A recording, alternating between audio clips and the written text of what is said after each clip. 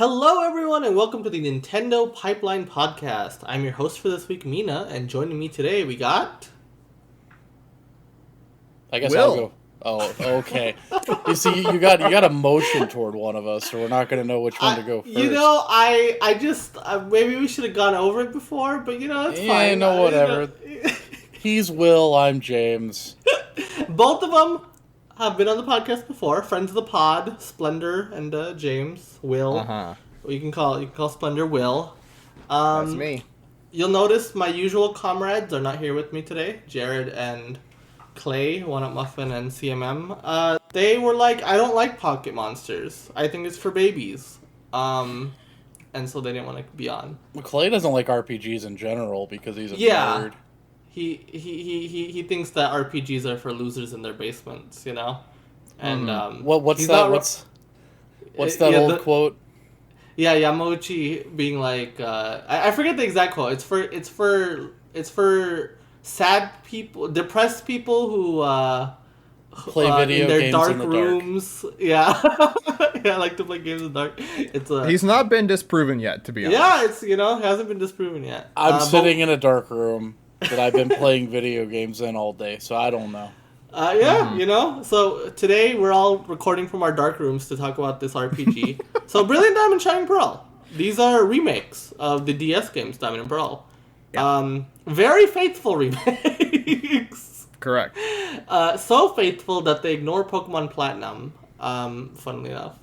These are Diamond and Pearl remakes. So let's just get that out of the way. This is not a Platinum remake, and there's no Platinum content in that, but it is what it is. Despite that, I have been really surprised at how much I've been enjoying this game. I don't know about you guys.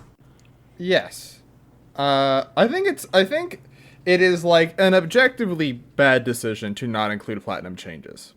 But I think it's almost more interesting because I have not gone back to Diamond and Pearl for so long, because whenever I go back to play Gen 4, I just do platinum, right? So there's so much that I'm like, oh yeah, this is what this game was like when it came out, right? But they have done a couple things that do alleviate some of those worries, right? Mostly having to do with the underground and Pokemon variety. But I think Gen 4 is like, it is still very unique in like the scope of Pokemon in terms of like the way that they lay out some of the region and some of the balance of the game is very different. And so it has been neat to go back to. Yeah. Yeah, I enjoyed it. I mean, here's the thing. I haven't really played a Gen 4 game since, well, I guess Heart Gold and Soul Silver came out after Platinum, but I haven't played one of the original trilogy Sinnoh of games. Gen 4 games, the Sinnoh games, sure, since Platinum came out. I mean, Platinum was actually the last time I did a full Pokedex, a full national Pokedex, but like actually playing through the campaign of one of these games, been a long time. I barely remembered anything. And it actually occurred to me, because I thought I really loved Sinnoh, and I really did enjoy it again on this revisit, but I realized that most of my enjoyment of those games was like all vibe related. Like the vibes of the vibes of the towns, the day and night cycles returning with different music for day and night, and like the route music in general. Like I feel like Diamond and Pearl is where like kind of like the modern vibe of Pokemon started, at least with the music, because the music before that, like even in the GBA games, but especially in the Game Boy Color games, was a little more like raw sounding, and a little less like comfy. I feel like Diamond and Pearl is where the games got comfy, and that's more what I was remembering from it.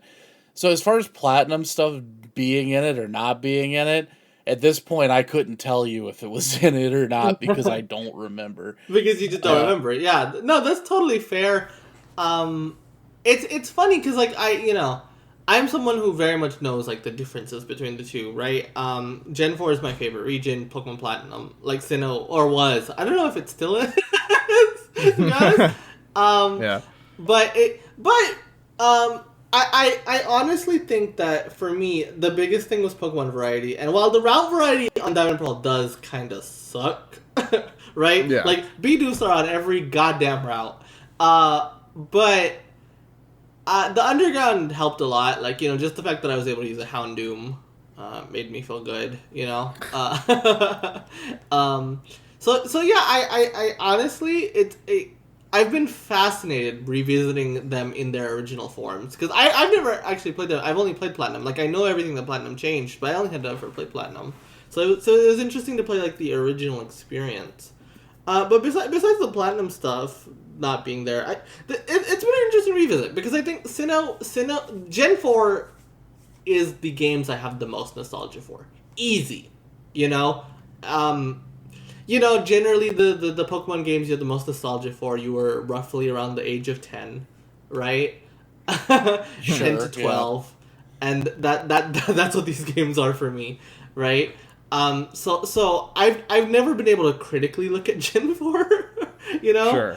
It's always been like just very much I just love these games because this is my childhood, I will say I think BDSP has made me realize a lot of the flaws of this game, but they don't necessarily hurt the experience for me any, because I think James put it in a really good way. These games are really fucking comfy, like there's just a nice cozy feel to these games. I think there's something I didn't even realize that this would happen to me, but like I don't know, there's something nice to just playing a traditional top-down chibi Pokemon game with with random encounters, I think that alone has been honestly like very nostalgia inducing, I think. Sure. And just the general vibe, and I think the music is a big part of it, right? The music, oh man, the music is I think the remixes have been excellent in this remake, right? And just the whole vibe of Brilliant Diamond Shining Pearl, it's just been I feel like I'm at home, Yeah, I mean, I think because, like you said, Pokemon, the discourse is so centered around cycles, and this is gonna happen, and this is gonna happen, right? The Switch era has just fucking thrown all that out the window. Oh yeah. And so the assumption was for a very long time for a lot of people, this Gen 4 remakes will be in the style of Sword and Shield. Yeah. And that's how they've always been, right? Remakes have always Yeah. been the style of that generation of games, right? For better or worse, yes. Yeah. And so to get remakes that are like, no, this is not in the Gen 8 style. This is very much, we are trying to recreate the original experience as much as possible, has been fascinating, And it's because, Pokemon is sort of, it does not reinvent the wheel a ton, right? But in the last couple gens, Pokemon has done a lot of changing, right? And so, like you said, there is now a novelty to going back to top-down Pokemon in the way that there wasn't for Heart Gold, Soul Silver, or for Omega Ruby Alpha Sapphire, right? I mean, and like this game is, like you said, going back as a person that now has more like formalized Pokemon thoughts on the things that I look for, right? This game does have stuff, and we can get to it, right? That is not there, that I tend to look for in a game, like you said, like variety of Pokemon and new routes, stuff like that. But the things that are there, I think, like James said, are so much in the tone, the vibe, the presentation, and sort of like it's a very charming video game. Like it just every part of it you look at and you say, man, like this is either cute or it's neat or it's just like you're not having your mind be blown, but you're smiling most of the time that you're playing it. Which is all you can ask for a game like this. Yeah, well, a couple things. First of all, I'm a little bit older than both of you, so I was actually my 10-year-old Pokemon experience was literally Red and Blue. They came out when I was literally 10 years old. Yeah, and I can look critically at those games very easily. Those games are bad. I love them in a way, and they're certainly fascinating relics for their time, but they're borderline unplayable today by most modern standards. We're in an interesting spot here, James. Not to interrupt your point. But we're now in a position where I think the young people are going to defend Red and Blue, where the person that played it as a kid is going to call it. I'm a sicko for Red and Blue. I played it for the first time in 2016, and I thought, this is what Pokemon is. Yeah, Mina's a Red and Blue truther. I'm not going to get into it, but I'm a sicko for Red and Blue. Yeah, I don't know. I bought Yellow on the 3DS eShop and started playing it, and when I got to that PC interface, I Oh, was the like, PC is the hardest thing. The PC is the hardest thing to go back to for sure. Yeah. um, but But I'll interrupt your point, sorry. aside from all of that, I think what's kind of interesting now that we've gotten to the remakes of Gen 4 is Gen 4 is kind of when Pokemon modernized to the point that it hasn't changed that much, like the Yes. base systems. So it's harder to look back on those games as like borderline unplayable because I think that someone because could. they're very good, right? They're still very good. Aside from the game speed, like if someone were to go back and play Platinum today, not Diamond and Pearl, because those games are very slow and they have their issues with like the way the engine runs. But if you were to go back and play Platinum or even Heart Gold and Soul Silver, you're probably going to have a pretty alright time. They're not old enough that they're like busted in the way that a game from the 90s is.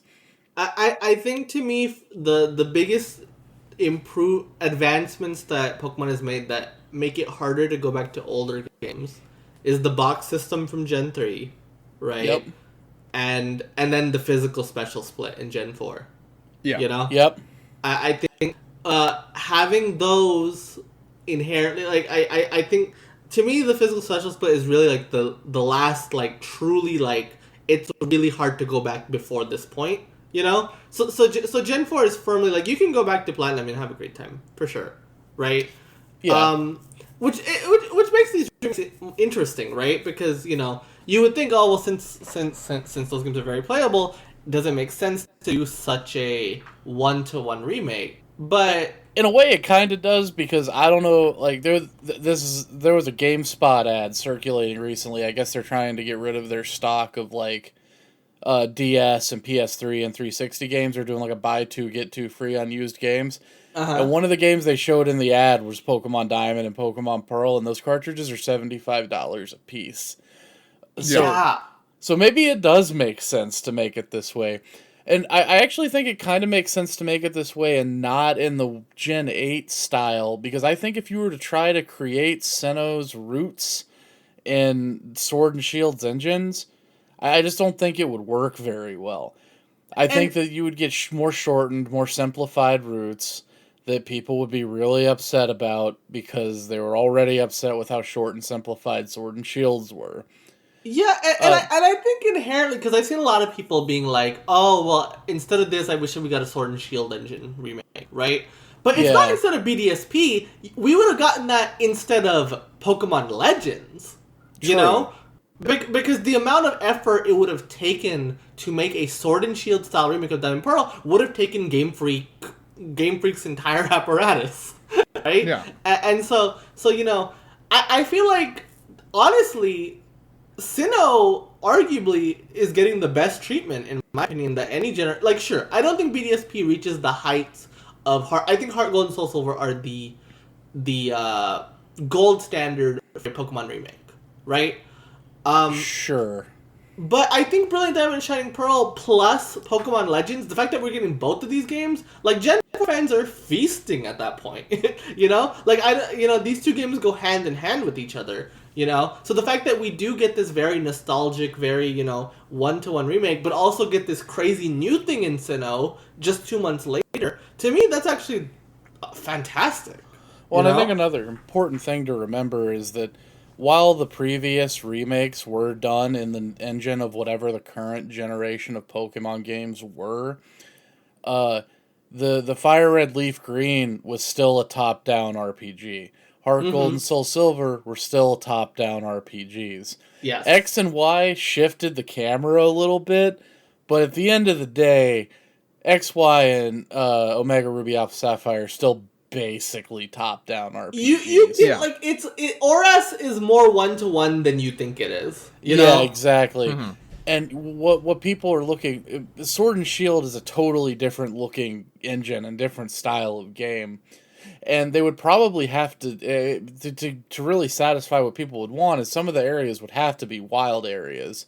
Yes. Yeah. And so you're asking for, like, who knows what part of Sinnoh to be a full 3D camera area, and I get why people would want that, but I also don't know if that's within, like, the purview of the type remake. of video game that Game Freak makes, especially if it's a remake. Well, I feel like we're getting that through Legends, right? Yeah, we're getting that with Legends. We're getting to, sure, but I mean, to an extent, right? Like obviously, Well, like, it's not because- gonna have all the places that are in Hisui is very purposefully like look at Jubilife, right? Jubilife is tiny compared to, I mean, not in scope, but like you know, there's not much. There's one town. It's a Monster Hunter, right? Yeah. Like that's Yeah. you know, in Monster Hunter there's a town, in Legends there's going to be a town. But like the thing I always heard, because like James was saying, is that Mount Coronet. I want to see Mount Coronet as a wild area, right? but I don't. Well, it's that funny thing, is you talk about how you worry in a Sword and Shield remake that the roots would get squashed, right? But also playing these games where your character runs quickly, like in this game, right? I forget how small roots are in this game too, right? Like you can blow through some of these roots in literally 15 seconds, Yeah, right? sure. I think that's the biggest thing that's kind of shocked me, because in my hazy memory of Sinnoh, it was the gold standard of region design in Pokemon, right? And going through it again in 2021 has made me realize, oh, like, not really. You know, Well, that's because like, you were 10. yeah, exactly, right? You know, but yeah, I'm realizing that playing through these games again now, it's like, as an adult, it's like, oh, like, these routes are smaller than I remember them being. Like Will said, part of it is that it's just the game's faster, right? Like, you know, you go at a faster speed than you did back on the DS. But the routes are smaller than I remember. Also, the quote-unquote open section between, like, Hearthome and, like, Pastoria is kind of like the worst balanced area in Pokemon. Yeah. Yeah. Like, the level balancing is all over the place, right? Well, the level balancing in this game in general is all over the place, and I imagine we'll probably get to that later, but... No, yeah, let's just get into it now. Let's talk if about I the level want balancing. to, if I want to complain about something, it's the fact that like in like post 7th gem game areas, you're still running into like Geodudes and Yeah. and stuff like that. And I couldn't remember if that's the way it was in Diamond and Pearl originally. But you're running into all, and not just wild Pokemon, but trainers that have these unevolved Pokemon. Hell, Yeah. Oh my god, dog! There was a guy in the Galactic base that had a level 40 Wurmple. well, yeah. level- Don't even get me like- started on Team Galactic. Like, if those dudes are Pokemon thieves, then they're like literally targeting children. They're I just think. targeting Yeah. 10-year-olds, you know? They are like literal, like, I caught my first Pokemon, they're targeting those guys, you know? Yeah, and- Like, they have the shittiest Pokemon. Yeah, the level balancing in this game, and this is true to Diamond and Pearl, like, every trainer has the exact loadout that they had in Diamond and Pearl. Every route has the exact encounter rates that were in Diamond and Pearl, level and everything. The level balancing in this game is wild. Like, it is so bad, actually. Yeah, Like, and it's because I watched some of James' stream, and early on especially, you can get over leveled, right? If you're because with the box in the bag, I was doing a Nuzlocke, so I was sort of not my goal. I had the rule you can't get over leveled versus the next gym leader, right? So when everyone would hit a level, I would just pop in someone else to have them train up, right? But then like around halfway through, because everyone's so much lower level than you, you're not gaining experience. You're not like suddenly you're like, wait a minute, now levels are like a precious commodity again because you're fighting no one that gives you anything good, you know? And then that ultimately reaches a huge spike when you come to the end, right? Where the Elite Four is like a 10 level jump and Cynthia is a 5 level jump on top of them. And it especially And so- doesn't help that so many of the late game areas leading up to the Victory Road and Elite Four, you're only fighting Team Galactic people. Like at the Three Lakes and their hideout and the warehouse, all those places, it's like you're fighting Wurmples and Zubats at like level 50. And it's like, are you kidding me? they do not give enough experience. Like, it's so weird that they have these, like, these unevolved Pokemon for so late. Like, it's a very strange decision, and so yeah, that leads to like a crazy difficulty spike at the end, right? Because like you're not really prepared for the Elite Four, you know? Yeah. The And first in general, sorry, go ahead. The first time I made it to the Elite Four, I limped through it, and then got just like annihilated by Cynthia. By Cynthia? Yeah. Yeah. Because in general in this game, especially in the later half, like gym leaders are more of a challenge than like the rest of the game by a pretty decent margin, right? Like you can still stomp them if you are getting really over leveled, right? But like they have items, right? Like if something is 4 times weak to a thing that you think I'm going to one shot this guy, they give them the berry that makes it where they take half damage, right? Like there is enough that they sort of add on to. But then when you put all those things in a row and you add that stuff onto Cynthia, who was already a hard fight, right? Cynthia suddenly becomes like, even in just mainline Pokemon, one of the hardest fights, let alone in the post game where she is like definitively the hardest trainer battle in Pokemon at this point, right? So yeah, I mean, it's, say what you will, she had a reputation and she has maintained that reputation, you know, like in the remake. Well, even the early gym leaders spam potions. Yeah. Which is crazy to me. I don't think they did that in the original game. I'm not sure. They certainly don't do them in the more recent games where like the first 3 gem leaders will be like, yeah, I'll just throw super potion whenever you get this guy low. It's like you got to play that Pokemon the like small meta game in your head of like, well, if I'm not gonna one shot this, I better not get him into red. Don't get him in potion range, because yeah, it's like it's better to do half his health bar than 3/4 of his health bar if you're not gonna get the whole thing. I actually lost to Gardenia, the second gem leader, though, because I rolled up there with a Bibarel, a Prinpulp, and one other Pokemon. I don't remember which, and Grassnot just destroyed them. Yeah, dude, that Roserade was insane. I was like, all right, well, I guess this game's not fooling around. But then after her, it was pretty much smooth sailing to the end. Well, see, it's funny. It's funny that you mentioned Roserade, because, like, you think about it, like, Gardenia's the second gym leader, has a Roserade. Maylene is the third gym leader, has a Lucario, right? But then the late game trainers are having these shitty Zubats.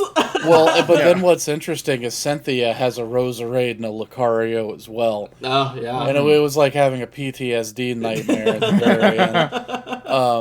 What was another thing that I found really so you said that the trainers all have the exact same loadouts, level, and everything as their original. Yeah. Their movesets are different sometimes, but yeah, mostly they're the same. So this is something I just didn't remember, unless Platinum maybe smoothed it out. Well, I think Platinum changed a lot of that. But gym leaders would have Pokemon that were like literally 5+ levels higher than any of the minions in the gym. Yeah, which I found to be like kind of ridiculous. Yeah, the gym leaders in this game are always like a weird difficulty spike, right? Where it's just like even within their gym, it's just this huge bump, right?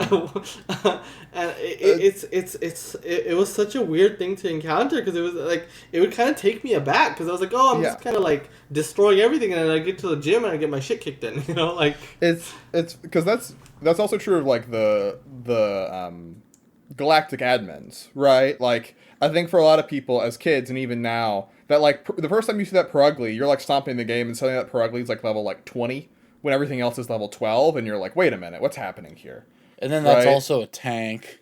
Yeah. It's just that cat is healthy as hell. That cat is healthy. But it's like, and I don't want to like sound like, I know a lot of people want Pokemon to be harder, but like, this isn't difficulty, right? Like, that Pokemon is faster than anything you can do, and Grassnot one-shots of water Pokemon. That's not difficulty. That's just like... It's just bad balancing. It's just wonky balancing. Yeah. Like, the level balancing in these games are just weird, you know? And I think I would echo that's kind of been my core complaint, but it's also just been fascinating to kind of look at, right? Also, it's just been like, huh. Okay, so this is how it was. It's and this sounds mean. I feel like, you know, but I don't mean it to be. But Diamond and Pearl, and so in a lot of ways BDSP, right? There's parts of it that aren't changed. Feels like a first draft. It feels like, hey, which is probably true to life, because Diamond and Pearl is one of the few Pokemon games to get like a delay, right? To have like a clear development trouble and we're not hitting this date that we thought we were going to hit. And so like, you know, and that's why like Platinum, as in terms of third versions, is viewed as one of the biggest gaps between the original and the second, is because I feel like if they had had a second look, they would have been like, oh, wait a minute, these levels are weird. Oh, wait a minute, you know, there's no Pokemon on this route, right? Like all this other stuff that are now common complaints, they are also aware of, which does make the decision to sort of go back to them weird. But yeah. I mean, if those were the types of things that people were complaining about when they were complaining about having no platinum content in the game, I'm a little more empathetic to that. But the only thing I ever hear people complain about is there's no battle frontier, and I'm like, dude, come on. Yeah. You're one of the like 0.01% of Pokemon players that actually engaged with the battle frontier. And I'm not saying that they shouldn't include things for that 0.01% of Pokemon players, but you also have to understand the developers have to prioritize their times. Yeah. Like, my thing has always been, like, for Omega Ruby Alpha Sapphire, right? Like, not having the Battle Frontier sucks, but the Delta episode is way more in line with what most people would want out of a Pokemon postgame, right? Right, and my argument's always been that the people that like Battle Frontier should just play online. Sure. But the post game of this game I think is interesting, right? Because it is arguably the most towards that group of people that post game has been for a while. Oh yeah, I mean, like, you know, I think the post game BDSP is actually so fascinating because it is I mean, Cynthia, the post game, because you can fight everyone once rematch, and then they use their platinum teams, and then another rematch where they have like new teams, right? Competitive teams that are like EV trained, you know. That's cool. Using competitive strategies, like it's and so Cynthia is the hardest fight. The second rematch Cynthia in this game is the hardest fight in the series by far. There's nothing that even comes close, you know. It also has the hardest wild Pokemon in the series. I guess spoilers, but next 15 seconds of spoilers. Yeah. But Giratina, there's a level 100 Giratina in this game. There's never been a level 100 wild Pokemon, you know? Wow. And so that, you know, the post game, and also the post game has, you know, they replaced Pal Park with this, like, I don't remember what it's called, but where all the legendaries are found, right? Yeah. And so it does feel like this time, because I think Omega Ruby Alpha Sapphire, I think Delta episode people like, but like they felt like it was not a proper replacement for Battle Frontier, right? At least the hardcore fans. I feel like even as much as I missed the Battle Frontier, I actually quite like this post game. I think this post game is like pretty interesting. Yeah. It also, I mean, with the Underground, with post game Underground, you can catch all 493 as far as I know, excluding Mythicals. I think, as far as I know, you can catch all 493 original Gen 1 through 4 Pokemon just between Brilliant Diamond and Shining Pearl. Including, like, all the starters. You can catch the starters from Gen 1 through 4 in the Underground. Oh, that's cool. I think it's a post game that's honestly good because it captures the two sides of Pokemon, pardon the phrase. But, like, you know, there is a thing for battling if you want to do just, you know, because, like, frankly, if you were not EV training your Pokemon through the main playthrough, you need to train up a new team for that post game, basically, right? And then for that type of people, they have that. And then for the people that are, you know, the catch-em-all group of people, right, that are just like, I love Pokemon, to have that living dex in my PC. The Grand Underground's great for that. Right, and in general, I just like the Grand Underground. Yeah, I thought the Underground was cool. I haven't actually delved into the post game like at all yet. I intend to, but the Underground was cool for just even a casual playthrough of the game, because you hop down there and you find all these Pokemon that aren't on the routes, which is nice, and it's like that you can get a Gibble down there. Yeah, and you don't have to worry about finding a Gibble in that weird little cave that's tucked under Cycling Road or wherever the hell it is. And like you don't have to wait for this like crazy like 10% spawn rate or whatever it is. Yeah, the fact that you can catch all sorts of crazy Pokemon in the underground makes for playing through the game like a lot of like I that because honestly to me the biggest improvement between Diamond and Pearl to Platinum is the kinds of Pokemon you can catch. You know, I mean, infamously, right? If you don't pick Chimchar in Diamond and Pearl, the only fire type available to you is Rapidash. That is it in the entire uh, um, game before the post game, and the underground kind of solves that, right? You can catch a Houndoom in Shining Pearl. You can even catch a Magby that tends to hold the item it needs to become a Magmortar. Yeah, but then you have to have a Magmortar, and no one. Yeah, I know. Yeah, No one wants that. but Houndoom's pretty cool. Houndoom is cool. The fact that I had a Houndoom on my team and I was pretty happy. Yeah, I had that where I had the little Magby, which by the way Magby evolves at level 30, which is absurd for a baby, but that's an aside.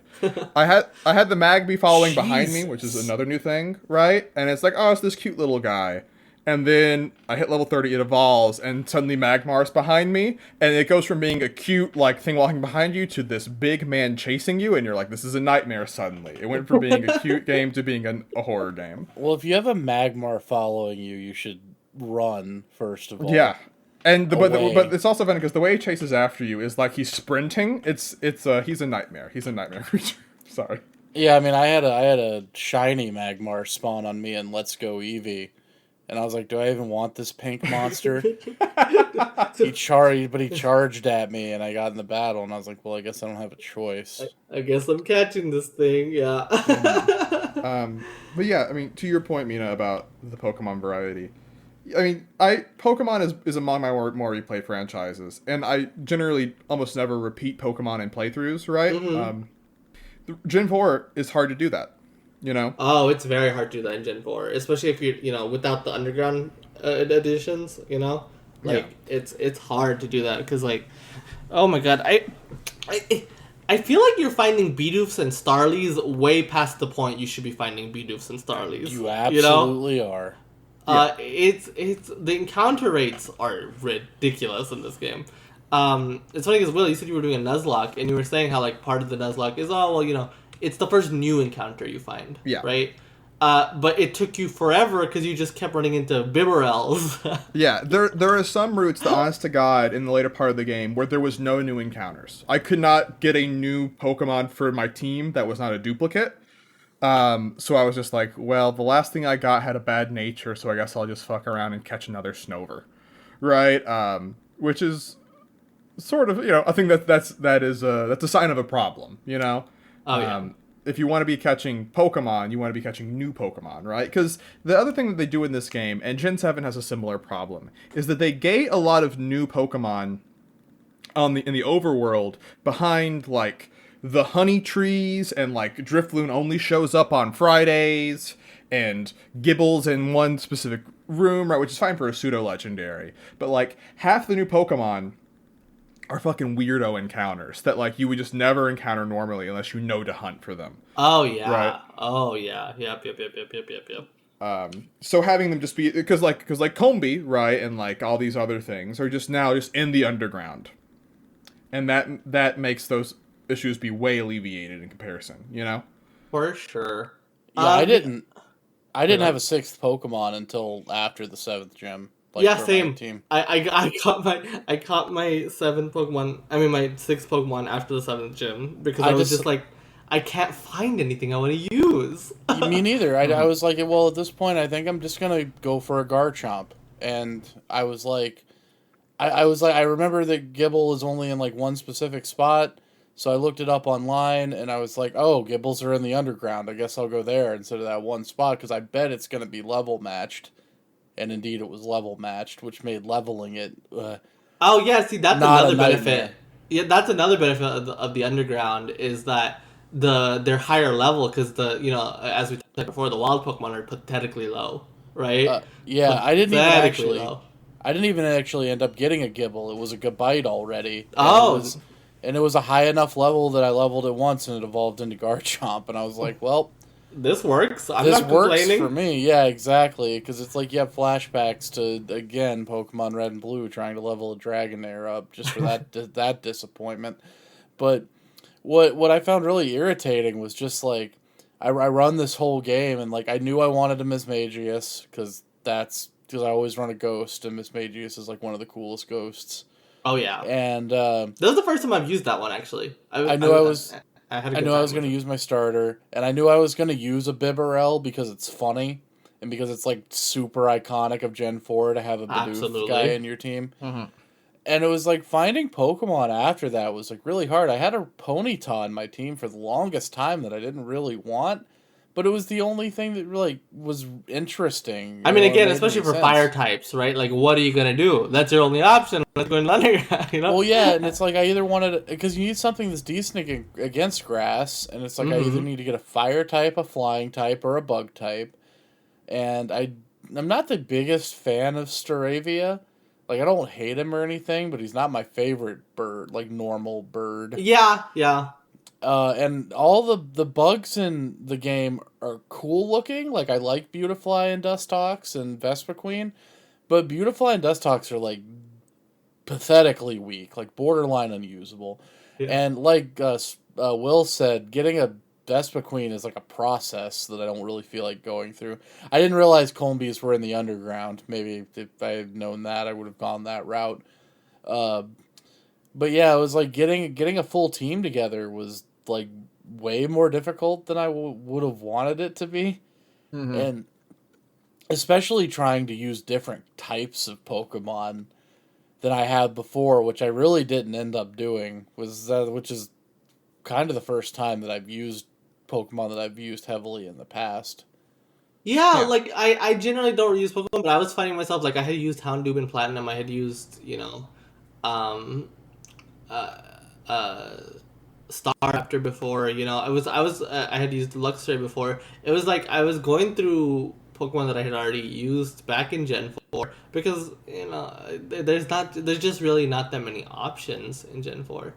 Yeah, it's not that I don't like the Gen 4 Pokemon. The new ones are good. It's but just they're- hard. but- Again, they just make it obnoxiously hard to find them. And so right? many of them just aren't in the game until it's over. Until post game, yeah. I want to talk about something I did really like, and that is the underground. So we talked about like how. So first of all, the fact that it bumps up the Pokemon variety a bunch, fantastic. I love that, especially because they are correctly leveled, right? Yes. So that is very important. That's very nice. Yeah. The other thing I really like about the underground is the multiplayer features. So I had done a decent amount, and it's very simplistic, to be honest with you. Mm-hmm. It's you're just kind of digging for like fossils or like plates or whatever, right? Evolution stones, but it's a fun little group activity. They also have this little thing where there's Diglets leave like little treasures, I guess, on the ground. Not really treasures, but like they add to a meter, right? And if you get to 40, and everyone who picks one up, like it counts towards a collective goal, right? So the more people you have in the underground, the better. Because when you get to 40, for the next 4 minutes, the shiny encounter rate doubles. You know, Mm-hmm. and And you I have a thought, higher chance of getting the shiny boxes too from digging. yeah, and I thought that was a fun little feature. You know, I will say the one thing I think that they missed when it comes to multiplayer on this game. I really like the idea of just putting like a group code and then you're good, right? Mm-hmm. I kind of wish the underground was just your central hub for all things multiplayer, though.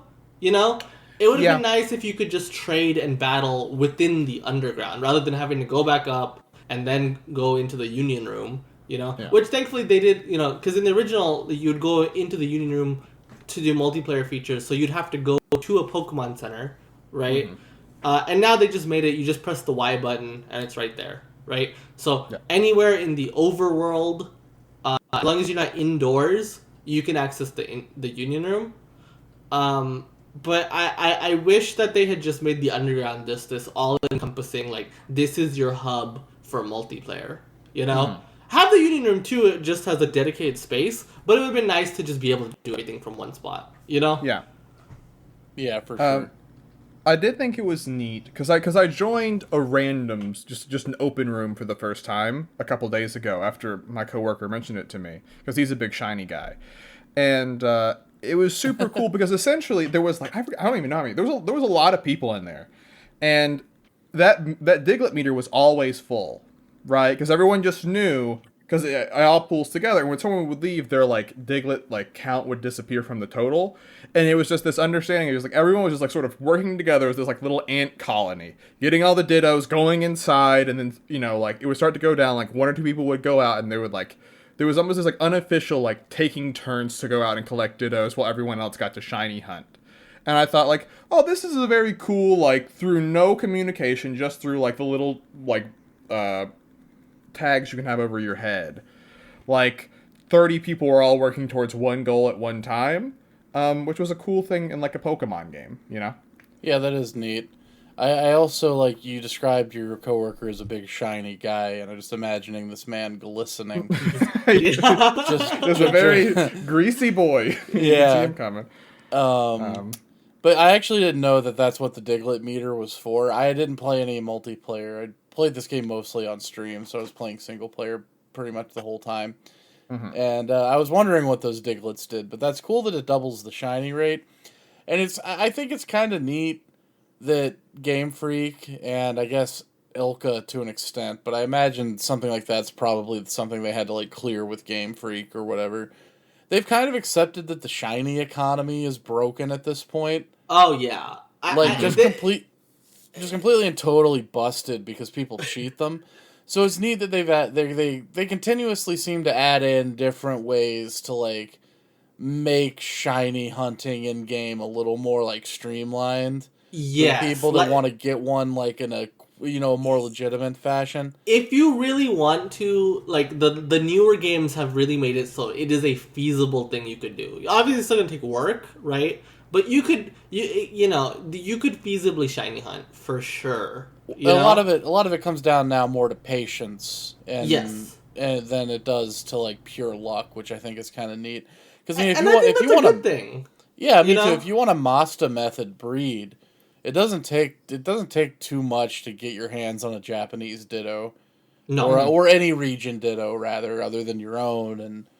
And I think chaining is a nice way to go about shiny hunting because it's more interactive, right? If breeding is not your thing, right? Chaining and then having this weird underground method is also just a fun little like why not, right? Mm-hmm. I think it's cool.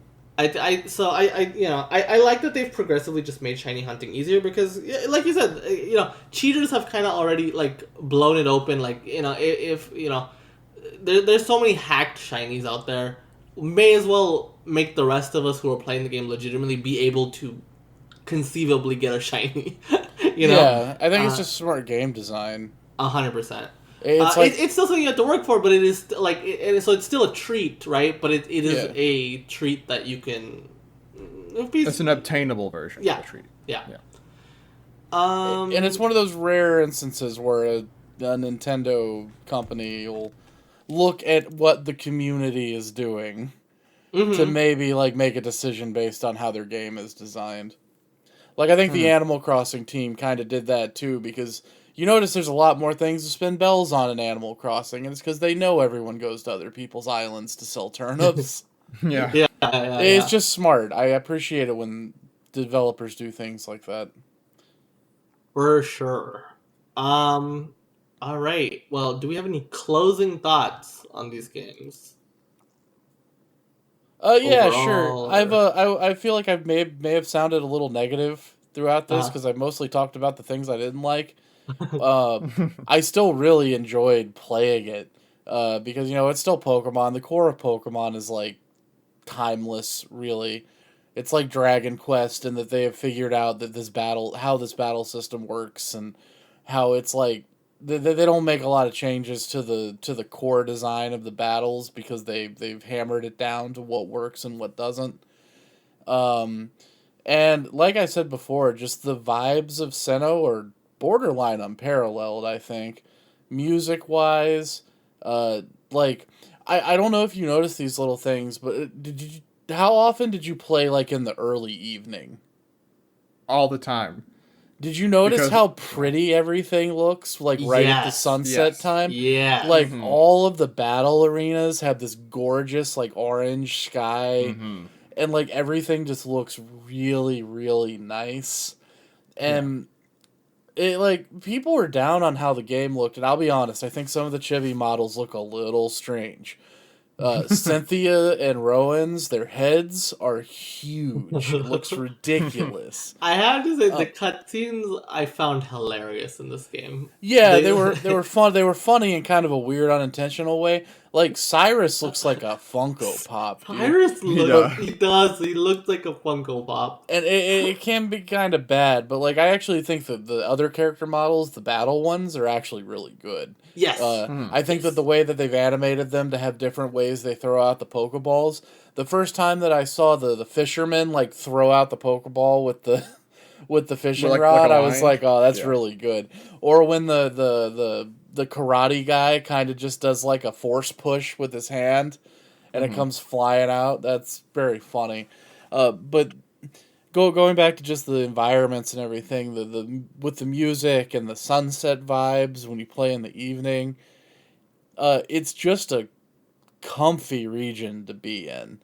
I really, really just enjoyed exploring that world, even if the encounters were a little bit lackluster because the Pokemon weren't there to keep things interesting. The one thing, and then one last thing, whoever taught Earthquake to basically every Pokemon in the Elite Four can get bent.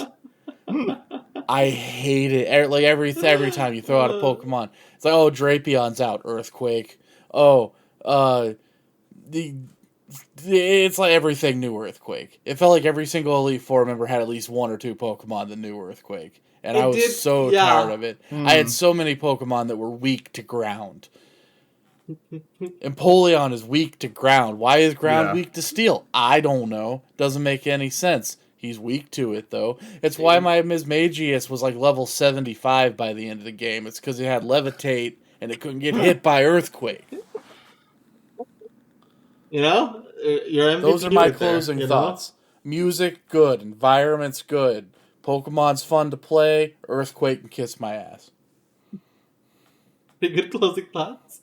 Will, you got anything to add? Yeah, I mean, it's like, this is like a game that does not aspire to reinvent the world, right? But like, it turns out that sometimes, like James said, Pokemon's so solid that it doesn't have to. And going back and sort of appreciating the classics of Pokemon is now like a thing that more and more people are able to do and appreciate. So, I mean, we've seen this like, even though it's like not like the craziest game in the world, it is just like James was saying, such a pleasant game to play, right? Like, the vibes are so good and everything that he said was correct about the music and the region. So it's like, it kind of is like perfect for December, right? Like it's Christmas and you got like the lights up and you're playing Pokemon and you're feeling real good inside, you know? Yeah, I think for me, this has been a nostalgic romp. It has opened my eyes a little bit to what was wrong with Diamond and Pearl. But again, they really, honestly, like, again, I think we talked a lot about the faults of this game, but I really didn't have, I had a really good time with it, genuinely. Like, I was, like, those are things like nitpicky stuff for the most part, but I just, honestly, I felt I felt good playing these games. I felt like, like I said at the beginning, it just felt like this very comfy, cozy, like, oh man, having Pokemon in like a classic style, it felt good. It was a nice run through. It was also just interesting to see what Diamond and Pearl were like, and it's a very cute game, adding the clothing options, having the Pokemon fall around you, and just the whole style of the game. It's just very cute, Oh, I forgot about the clothing options, dude. Yeah. Some of those fits were like out of control cool. Oh yeah. The minute I had 140,000 Pokebucks, I bought that haunch. You bought that, dude. yeah, same, yeah, absolutely. I spent all my money on that. also, that remix of the Game Center that plays in the boutique, It's very good. It's God so good. damn, dude. Yes, that is incredible remix. So kind of It as a is- slight epilogue thing. Oh, sorry. Go ahead. No, a little side thing. I love now whenever they do remakes how they're like, what the fuck are we gonna turn the game center into? Like we have to Oh, make it yeah. something because we can't gamble anymore. And this was among the best versions of it. I loved that whole room and stuff. So I know we just did closing thoughts, but I think as a slight epilogue before we sign off here, what do you think of the potential of Ilka handling Unova next? Ooh. Do you think that that's going to be good? Do you think that's going to be disappointing? Do you expect them to? I don't. Okay, so in this scenario, do we expect Game Freak to also be working on some sort of game with Unova, like the way they're doing with Sinnoh? Well, I think it probably depends on how well Legends Arceus does, right? Sure. Okay. And I'm not even saying necessarily like a Pokemon Legends game, right? But just Game Freak is doing something with Unova while Ilka does whatever. Right. A remake, right? That's kind of what I'm saying. Like, Yeah. I would expect maybe a Legends whatever, Reshiram or whatever, maybe if that does well enough. Okay. Here. I have something crazy. Okay. All right, hit me. So Ilka's gonna remake Pokemon Black and White 1 and 2. Okay. And Game Freak's gonna remake Black and White too. No. Ilka's gonna do both 1 and 2. Okay. And then Game Freak is going to make a brand new like Sword and Shield style Pokemon Black and White 3. Okay, I mean, that is my official prediction. That would be dude, Wow, what an that'd be official pretty prediction. hot. That desert area in the center being like a wild area style thing. Yeah. You run into a Koffagrigus out there and you're haunted for the rest of your life. you're dead. Pretty sick.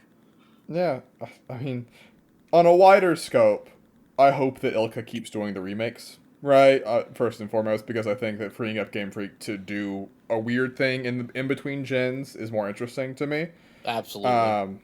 But yeah, I think that if I'm setting my expectations accordingly, I think that Black and White 1 will be the thing that is remade, right? And maybe Black and White 2 stuff might be included as post-game stuff, right? But obviously, like, parts of it, not the whole game, because it wouldn't make sense. But, like, in my brain, I don't know why, but I think of Unova as still being one of the more, like, modern regions. So I feel like if it's you're only doing a decade the past, old, bro. well, sure. but I feel like it would be cool if they did, like, a, like, near-future Pokemon game, right? Because, like, I think that would be neat.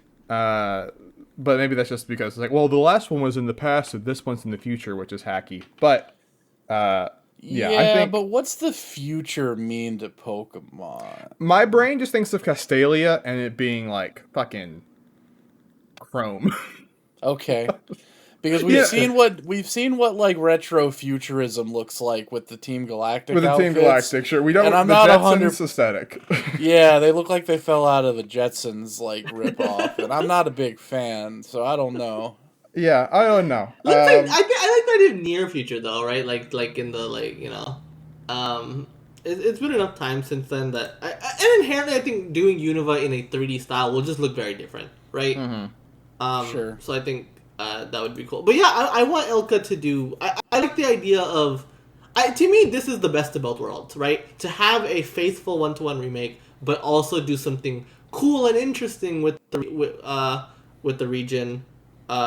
Game Freak does something wild, right? I think that is like the best of both worlds. You know, you're getting to see the old region you love so much in a new light, and you also get to see it how it was. You know, and I think that's just perfect. You know, Yeah. My actual sure. answer is my expectations for Gen 5 remakes is that I won't log on the internet for a year and a half. Yeah, That's my actual. That is. Yeah, I'm just gonna word filter Pokemon off Twitter. I don't even want to see it. I might not even be able to look at Discord when Black and White. So I guess another quick question, another quick addendum is so Legends Arceus doesn't have like multiplayer, right? Like no Correct. online battles or anything. No, it just has trading. Yeah. I really do wonder what that means for Gen 9. Like, I don't know. Pokemon's in kind of a weird spot right now. Are they only gonna do these weird like experimental games in the remake years? Are they going to implement any of this weird experimental stuff into the mainline games when they get back to them? It's I don't a know. great question. I'm really interested in seeing what Gen 9 looks I mean- like, and I don't think we're going to see that really probably until 2023. Yeah, I think Gen 9 is very much a 2023 game. And like, I guess, like, real, like, actual closing thought here. I think Pokemon is just in a very interesting place. Agreed. On the Switch. That's kind of why I wanted to talk about those two things before we hopped off. Yeah, you know, like Pokemon is just like, you know, I have never felt like so fascinated by what's coming next because, you know, to an extent Pokemon has been kind of predictable, right? And To an extent? Well, yeah. To an extent? Very much so. The only right? thing that was weird was Let's Go. Everything else followed a very distinct pattern for the last almost 30 but then years. Well, I feel like Gen 7's where it starts, right? Because there's no Z. They're like, we're not doing a fucking third version anymore. We're just going, right? And then from that point onwards, the Switch era has just been fucking. But the Switch No, era was but- wild because we got DLC, we got Let's Go, we got these like one-to-one like top-down remakes that are not in the same style. We're getting Legends, which is a single-player game going back to an old region, right? So like Pokemon, like, and I think like really like what I have liked most about the Switch era of Pokemon is all 4 Pokemon games on the Switch have such a distinct look to them. Yeah. You know, you look at them, you know which game it is, right? Like it's just they look so fucking different from each other. And they're covering different bases. stuff out of them. Yeah. And I like that a lot. I like that a lot. And real quick, the no Z thing kind of went out the window when they made Ultra Sun, Ultra Moon. Sure, but yeah, I guess. Yeah, it did. Yes, it did break the pattern, but it also they also just kind of fell right back on it immediately. Yeah. Though, I mean, that might be because Switch, right? Like, new consoles, so they're like, let's just get fucking this thing out while we're having to work on the new thing. Yeah. But it's that thing of just, like, it feels, you know, like, when the Switch, it enters this full swing of just, I don't know where it goes. I don't know what to predict. No one predicted Legends, right? So, like, it's hard to guess. Yeah. So Pokemon is in a very interesting place right now. Well, yeah, I agree. that is the podcast for this week. I want to thank my 2 special guests for joining me today to talk about Pokemon. If you like listening to this podcast, we are, usually Clay's here to do the plugs. Sadly, I have to do them this time. So let me see if I can remember everything. We are on pretty much every podcast listening service known to man. So, iTunes, Google Play, Spotify, Pocket Casts, whatever. You can find us where you can find a podcast. We're also on YouTube. Check us out on YouTube. Just search up Nintendo Pipeline on any of these. Nintendo Pipeline Podcast. We have a blog that barely gets used anymore, but we do put podcast episodes up on it, at least. I think that's nintendoera.wordpress.com. If I get this wrong, someone will get mad at me, so sorry. And otherwise, I think that's it. We're here every week. If you have any ideas, any feedback for us, be sure to join our Discord. That's important. The Nintendo Pipeline Discord. We have like 2,000 people in there. Love to have you in there. And just give us feedback. What do you want us to talk about? Who do you want on? Maybe you want to be on. Let us know. Yeah, we have a thread on Famiboards. Famiboards.com. You can find a thread on there. And I think that's about it for the plugs. Once again, thank you for listening, and we'll see you next week. Later. Have a good one.